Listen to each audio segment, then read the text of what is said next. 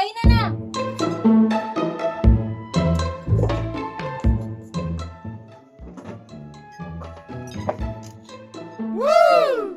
Kakain na?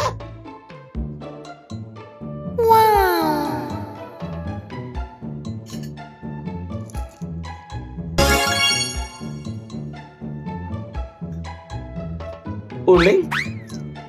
Uling ba to? Dari sana, ikaw na lang nagluto. Hindi, kakain na lang. Kaya guys, kayo mga reklamador, pag ayaw nyo ng ganito, kayo na magluto. Huwag kayong reklamo ng reklamo. Kaon na lang, lamoy na lang. Sunog eh. Uling talaga.